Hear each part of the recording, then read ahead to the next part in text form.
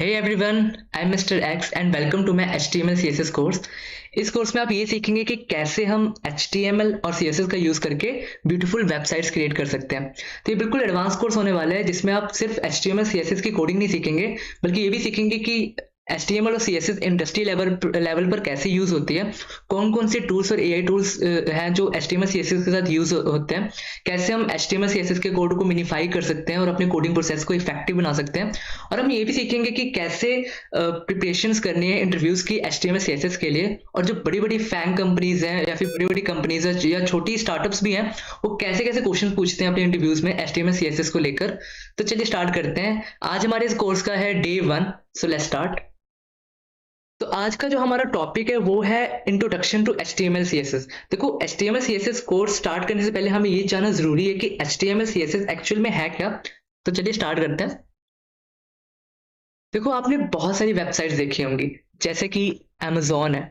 Amazon website सभी ने in fact देखी है, ठीक है। तो Amazon वेबसाइट है, जैसे कि अब यूट्यूब वेबसाइट है, इसको हम वेब एप्लीकेशन भी बोल सकते हैं, ठीक है। जैसे इंस्टाग्राम की वेबसाइट है या इन्वेटो एलिमेंट्स की वेबसाइट्स है। ऐसी बहुत सारी वेबसाइट्स हैं जो आपने देखी होंगी, ठीक है। तो सबसे पहले ये जानना जरूरी है कि वेबसाइट्स में एक्चुअली होता क्या है। तो एक वेबसाइट में बहुत सारे एलिमेंट्स होते हैं। जैसे कि अगर हम इस वेबसाइट की बात करें, इन्वेटो एलिमेंट्स की, तो देखो इसमें बहुत सारा टेक्स्ट है, देख सकते हो। इन्वेटो एलिमेंट्स में इन्वेटो और एलिमेंट्स, ये सारे टेक्स्ट हैं। ऑल आइटम्स, सर्च, एक सर्च बार दिख रहा होगा आपको। सर्च बार के अंदर एक छोटा सा ग्रेइश कलर का सर्च लिखा हुआ है, वो टेक्स्ट है।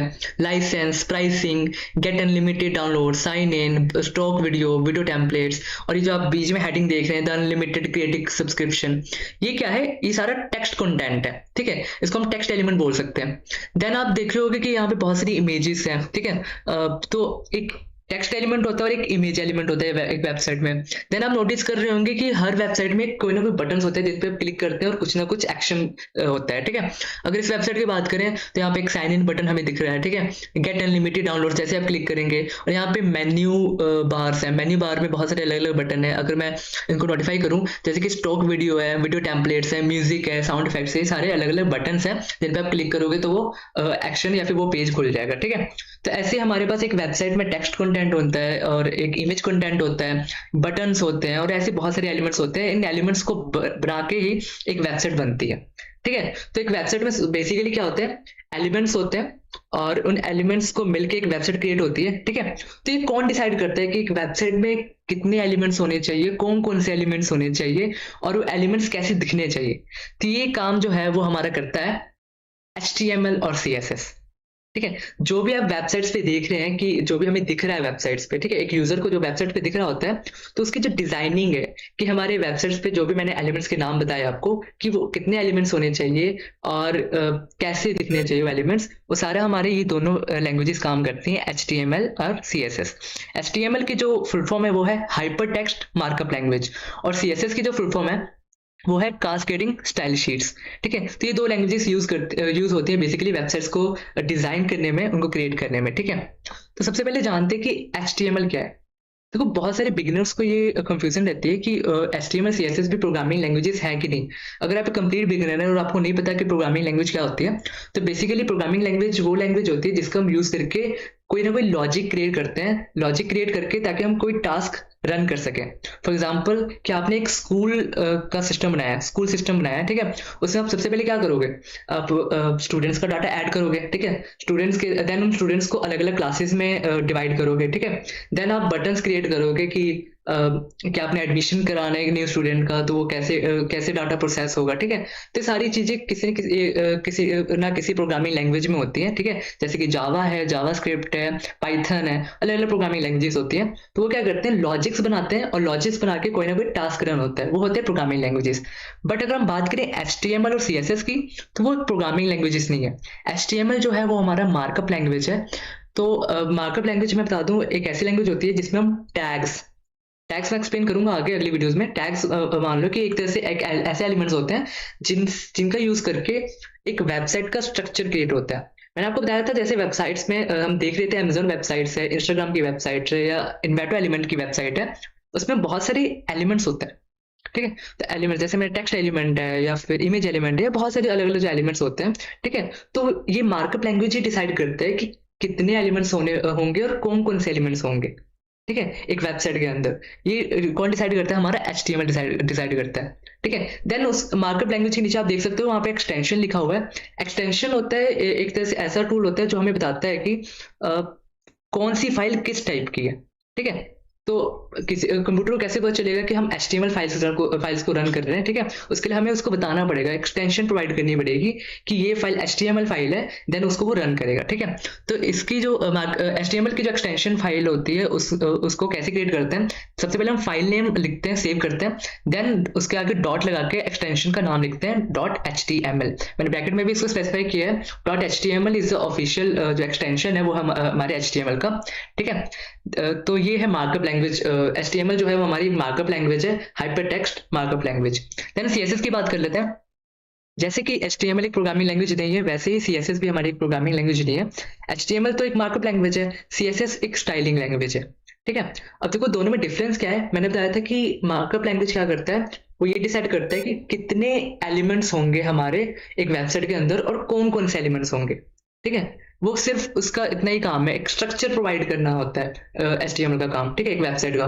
देन वो एलिमेंट्स दिखेंगे कैसे, ठीक है, वो एलिमेंट्स कैसे दिखेंगे, क्या कलर होगा उनका, कितने साइज होगा उनका, ठीक है, वो सारा कौन करता है? CSS करता है। तो बेसिकली जो एलिमेंट्स डिफाइन करता है मार्कअप लैंग्वेज जैसे कि HTML, उसको स्टाइल कौन करता है? हमारा CSS का बेसिकली यही काम है, ठीक है। आप बहुत सारी वेबसाइट देखते होगे कि कलरफुल वेबसाइट देखते होगे, बटन्स वगैरह वो कितने कलरफुल होते हैं, तो वो सारा काम CSS करता है। लेकिन वो बटन आया कहाँ से? वो आया HTML से, ठीक है। तो HTML प्रोवाइड करता है एलिमेंट्स कि कितने होंगे और कैसे होंगे, कौन कौन से होंगे मतलब, ठीक है। और CSS क्या करता है? उनकी स्टाइलिंग करता है कि दिखेंगे कैसे वो, ठीक है, यूजर को कैसे दिखेंगे। CSS ही एक लैंग्वेज है जिससे हम वेबसाइट्स को अलग अलग तरीके से प्रेजेंट कर सकते हैं, ठीक है। तो ये हमारी दो लैंग्वेजेस की छोटी सी इंट्रोडक्शन होगी, ठीक है। तो आगे चलते हैं। देन जो HTML CSS है और उसके साथ में एक जावास्क्रिप्ट भी यूज करूंगा, ठीक है। जावास्क्रिप्ट हम एक प्रोग्रामिंग लैंग्वेज, जैसे मैंने पहले भी बताया प्रोग्रामिंग लैंग्वेज है, उसके लिए मैं अलग कोर्स बनाऊंगा। इस कोर्स में सिर्फ हम HTML CSS करेंगे। तो HTML CSS और जावास्क्रिप्ट तीनों बेसिस हैं वेब डेवलपमेंट के, ठीक है। वेब डेवलपमेंट के बारे में आगे और पढ़ेंगे। इतना जान लो कि जो HTML CSS और जावास्क्रिप्ट है वो तीनों मिला के वेब डेवलपमेंट बनता है, ठीक है। तो आगे चलते हैं। देन हमारे IT इंडस्ट्रीज में कुछ टेक्नोलॉजीज होती हैं, ठीक है। तो आपको स्टार्ट करने से पहले उन टेक्नोलॉजीज के बारे में पता होना चाहिए। एक बिगिनर को इन बेसिक टेक्नोलॉजीज के बारे में पता होना चाहिए। वैसे तो हमारे मार्केट में, IT मार्केट में बहुत से टेक्नोलॉजीज आ चुके हैं जिनमें जॉब्स भी बहुत ज्यादा आ रही है, ठीक है। बट ये 3 बेसिक टेक्नोलॉजीज तो आपको पता होनी चाहिए एज ए बिगिनर, ठीक है। तो सबसे पहले टेक्नोलॉजी है वो है फ्रंट एंड टेक्नोलॉजी, जिसको हम फ्रंट एंड डेवलपमेंट भी बोलते हैं, ठीक है। तो फ्रंट एंड का बेसिकली मैं आपको मतलब बताऊं कि मान लो आप यूजर हो और आप वेबसाइट व्यू कर रहे हो, ठीक है। तो आप उसके साथ इंटरेक्ट करोगे। आप क्या देखते हो एक वेबसाइट में, ठीक है। सबसे पहले आप जैसे वेबसाइट ओपन करते हो आपको बहुत से एलिमेंट्स दिख रहे होते हैं। इमेज एलिमेंट दिख रहे होते हैं, टेक्स्ट एलिमेंट दिख रहा होता है, ठीक है, और बटन्स वगैरह दिख रहे होते हैं और जैसे आप उन पे क्लिक करते हो, किसी पे माउस रखते हो या फिर उन पे क्लिक करते हो तो अलग अलग एनिमेशन होते हैं। तो ये सारा काम होता है फ्रंट एंड में। तो फ्रंट एंड का बेसिकली जो काम होता है ये होता है यूजर इंटरफेसेस बनाना। अब यूजर इंटरफेसेस क्या होता है? तो देखो जैसे आप मान लो आप लैपटॉप अपना ओपन कर रहे हो, ठीक है, या फिर अपना फोन ओपन कर रहे हो, ठीक है। तो वो अपने आप तो कुछ करेगा नहीं, आप उसके साथ इंटरेक्ट करोगे, ठीक है। तो वही चीज फ्रंट एंड का काम होता है। वो ऐसे यूजर इंटरफेसेस बनाते हैं जिससे कि यूजर इंटरेक्ट कर सके, ठीक है, यूजर को पता चल सके कि हम उसका करना क्या है, ठीक है। वो होता है फ्रंट एंड का सारा काम। HTML और CSS है वो हमारी फ्रंट एंड की लैंग्वेजेस है, ठीक है। जावास्क्रिप्ट भी फ्रंट एंड की लैंग्वेज है बट वो बैक एंड के लिए भी यूज होता है। अगली हमारी टेक्नोलॉजी जो है वो बैक एंड ही है, ठीक है, बैक एंड डेवलपमेंट। तो बैक एंड डेवलपमेंट का मैं बेसिकली बताऊं क्या यूज होता है। फ्रंट एंड में आप सिर्फ वो चीज करते हो जिससे कि यूजर को क्या दिखता है, ठीक है, यूजर जो भी देख रहा है वो फ्रंट एंड में आता है। बट मान लो कि आप कोई भी बटन क्लिक करते हो, मान लो आपने एक फॉर्म फिल किया, आपने नेम फिल किया, सब कुछ फिल किया, ठीक है।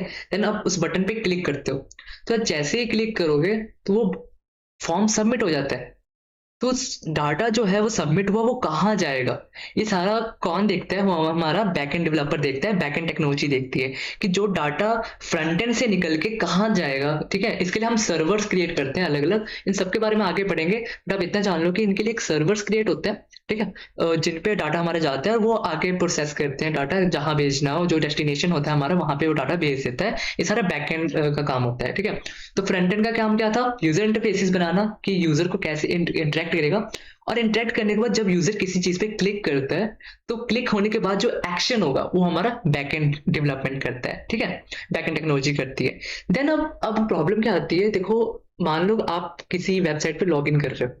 ठीक है, कभी ना कभी आपने बहुत सारी वेबसाइट्स पे लॉग इन किया होगा ना, तो वेबसाइट पे लॉग इन करोगे तो आपने एक चीज नोटिस की होगी कि वहां पे आपका नेम या ईमेल जरूर शो कर रहा होता है। आपने एक बार लॉग इन कर लिया, देन आप दोबारा ओपन करते हो, वहां पे लॉग इन वगैरह शो कर रहा होता है। ठीक है, कि आपके नेम शो करेगा, वहां पे ईमेल शो करेगा। ठीक है, तो सिर्फ आपका ही नहीं करता, एक वेबसाइट को billions of people, trillions of people use कर रहे होते हैं, तो सब जो जो लोग उसको लॉग इन करते हैं उनका नेम वगैरह शो करता है। तो ये काम सारा बैकएंड डेवलपमेंट नहीं हैंडल कर सकती। हाँ, बेशक वही हैंडल करती है, बट एक तरीके से हैंडल करते हैं। मैं आपको बताता हूँ क्या होता है कि वो डाटा देखो सारा, अगर वो सर्वर पे ही रखेगा डाटा सारा, ठीक है, तो प्रॉब्लम क्या आ जाएगी, डाटा ओवरलोड हो जाएगा। ठीक है, आपकी वेबसाइट स्लो लोड होगी क्योंकि सारा डाटा वहीं पर है। ठीक है, वही हैंडल हो रहा है, बैकएंड डेवलपमेंट पे बैकएंड डेवलपर हैंडल कर रहा है। ठीक है, सर्वर पे। तो प्रॉब्लम क्या है कि आपका जो वेबसाइट है वो बहुत धीरे लोड होगा, स्लो लोड होगा। इसको वो करने के लिए क्या हुआ कि अलग डाटाबेसेस बनाए। यस, हमारा जो थर्ड टेक्नोलॉजी है वो है डाटाबेस। ठीक है, डाटाबेस में क्या होता है कि एक ऐसा कंटेनर है जहां पे यूजर का जो है डाटा सेफ रहता है। ठीक है, और वहीं पे सारा डाटा स्टोर होता है, यूजर का जो भी लॉगिन का है या फिर कोई भी डाटा है वो सारा यहीं पे स्टोर होता है।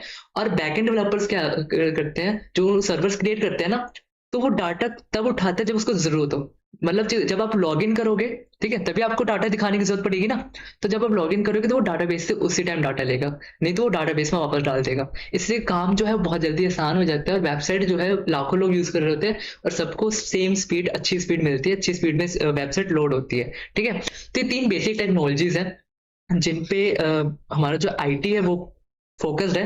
ठीक है, वैसे बहुत से नई टेक्नोलॉजीज आ गई हैं, डेवऑप्स आ गए हैं, बहुत सी चीजें आ गई हैं। ठीक है, क्लाउड कंप्यूटिंग है जिसमें जॉब्स बहुत ज्यादा है। ठीक है, बट ये तीन बेसिक्स एज ए बिगिनर आपको पता होनी चाहिए कि फ्रंट एंड टेक्नोलॉजीज क्या है, बैक एंड टेक्नोलॉजीज क्या है, इवन डाटाबेसेस क्या है। ठीक है, अब ये जान लेते हैं कि फ्रेमवर्क्स क्या होते हैं। अब फ्रेमवर्क्स के बाद क्यों कर रहा हूँ मैं बताऊंगा, बट पहले जान लेते हैं फ्रेमवर्क्स क्या होते हैं।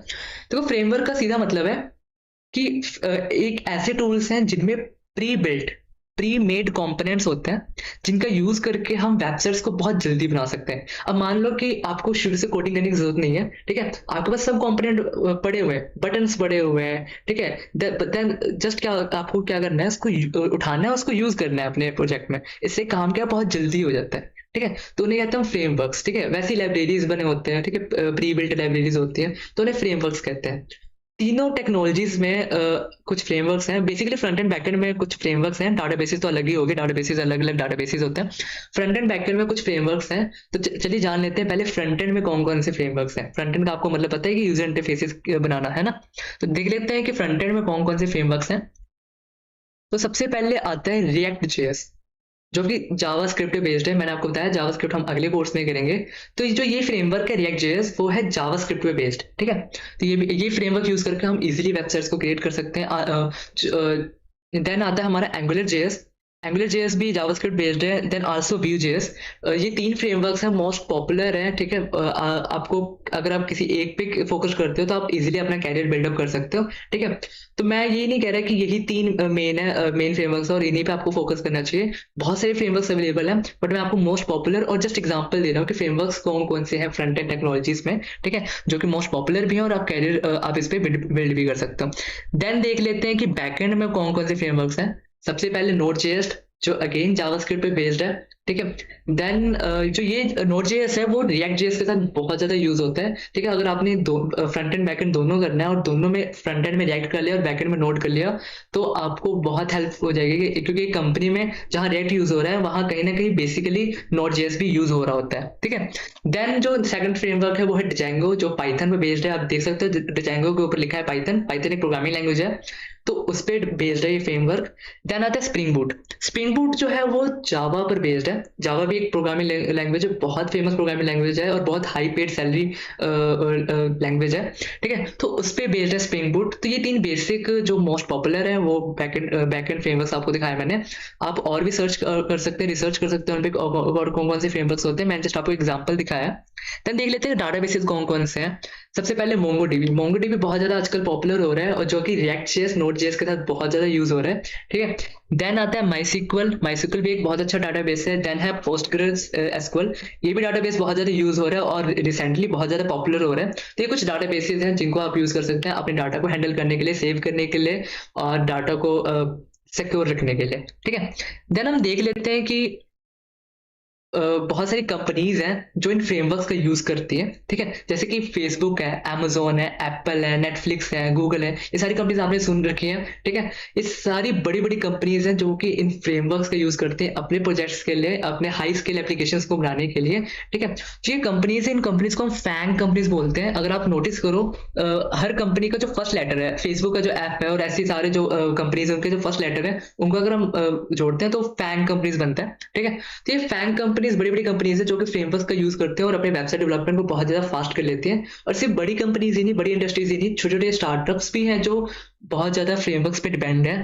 तो आप कोई भी फ्रेमवर्क्स यूज कर सकते हैं और आप उस पर अपना कैरियर बिल्डअप कर सकते हैं, ठीक है। देन देख लेते हैं कि हमें HTML CSS जावास्क्रिप्ट करने की क्यों जरूरत है, ठीक है। देखो बिगिनर्स जो होते हैं ना, उनमें ये कहीं ना कहीं कई बार ये सवाल आता है कि हमें HTML CSS जावास्क्रिप्ट करने की क्यों जरूरत पड़ती है। अब मैं आपको बताता हूँ कि सवाल क्यों आता है, ठीक है। इवन मेरे को भी ये क्वेश्चन आया था कि यार जब फ्रेमवर्क्स हैं, देखो इंडस्ट्रीज में मैंने आपको बताया बड़ी बड़ी कंपनीज फ्रेमवर्क्स पे काम कर रही हैं, इवन छोटे स्टार्टअप्स भी फ्रेमवर्क डिपेंडेंट है। तो हमें HTML CSS जावास्क्रिप्ट करने की क्यों जरूरत पड़ रही है। हम सीधा फ्रेमवर्क भी तो कर सकते हैं। फ्रेमवर्क की अपनी लैंग्वेज है, उसकी भी कोडिंग होती है बेसिकली, ठीक है। तो हम सीधे फ्रेमवर्क पे जंप क्यों नहीं कर सकते, ठीक है। फ्रेमवर्क करके हमें जॉब मिल सकती है, सैलरी मिल सकती है, तो हमें HTML CSS जावास्क्रिप्ट करने की क्यों जरूरत पड़ रही है। सबसे पहले रीजन है, ये जो HTML CSS जावास्क्रिप्ट है वो हमारे वेब डेवलपमेंट के फाउंडेशन है।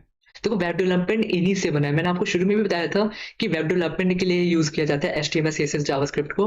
जितने भी आप फ्रेमवर्क्स देख रहे हो, जैसे कि मैंने बताया आपको, react JS, angular, view, node JS, सारे जावास्क्रिप्ट बेस्ड है, ठीक है। और जितने भी ये UIs वगैरह हैं ये HTML CSS जावास्क्रिप्ट से ही मिलके बने।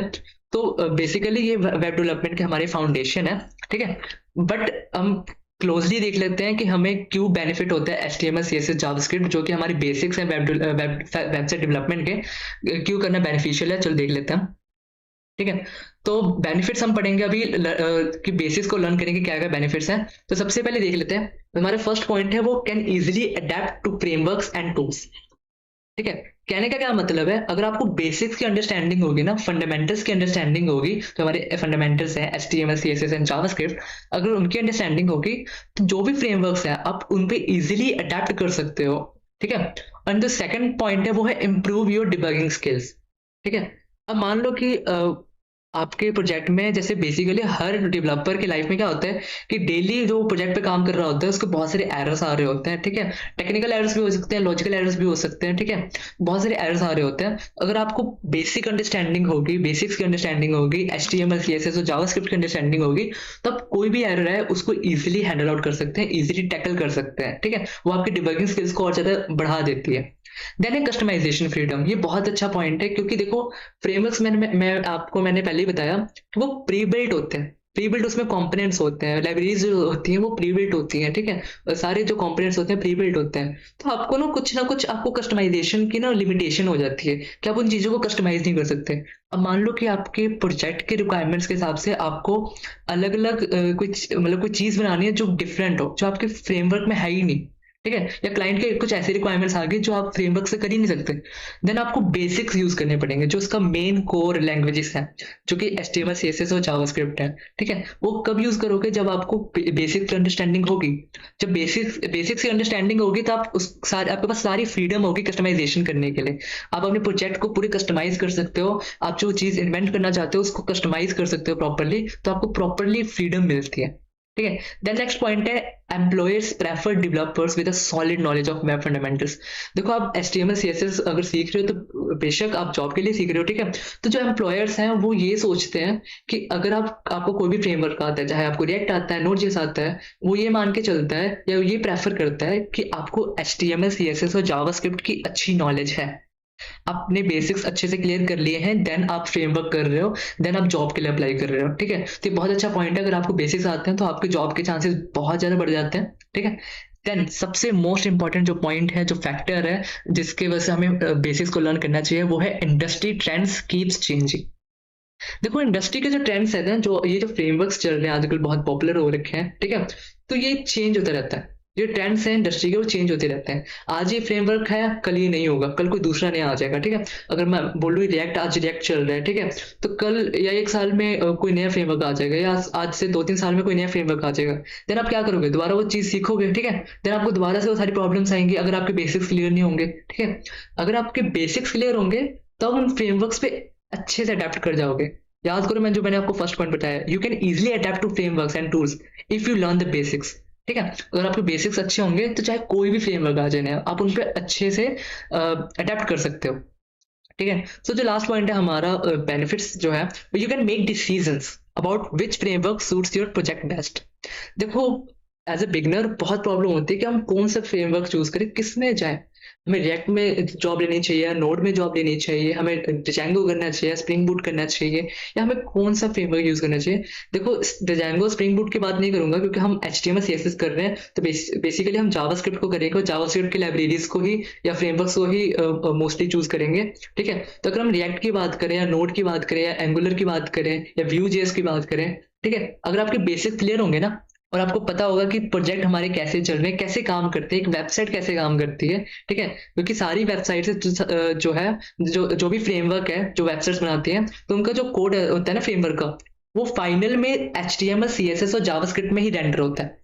कहने का क्या मतलब है, फ्रेमवर्क का जो भी कोड है वो कन्वर्ट होता है फाइनल HTML CSS और जावास्क्रिप्ट में, ठीक है। तो अगर आपको बेसिक्स की नॉलेज होगी तो आप डिसाइड कर पाओगे कि आपको कौन सा फ्रेमवर्क यूज करना है, रिएक्ट यूज करना है या बैकएंड के लिए Node.js यूज करना है, ठीक है, या और भी ऑप्शंस है, एंगुलर है, Vue है। तो आप प्रॉपरली डिसाइड कर पाओगे कि आपको कौन सा फ्रेमवर्क यूज करना है, ठीक है। तो मैं वही कह रहा था कि देखो जो अगर if you learning fundamentals makes you a web wizard, कहने का मतलब है कि अगर आप फंडामेंटल्स को लर्न करते हो देन आप एक वेब विजार्ड बन सकते हो, ठीक है। देन ये कि आप अगर अच्छे से फ्रेमवर्क्स को करते हो, ठीक है, अच्छे से आप बेसिक्स को भी करते हो, तभी आपको एक प्रॉपरली जॉब मिलेगी, ठीक है। तो ये हमारे बेसिक से इंट्रो वीडियो था जो मैं HTML CSS के ऊपर बनाना चाहता था, ठीक है। आपको आई होप कि अच्छे से अंडरस्टैंडिंग हो गई होगी कि HTML CSS हमें क्यों करनी चाहिए, ठीक है। आज की वीडियो में इतना ही, थैंक्स फॉर वॉचिंग।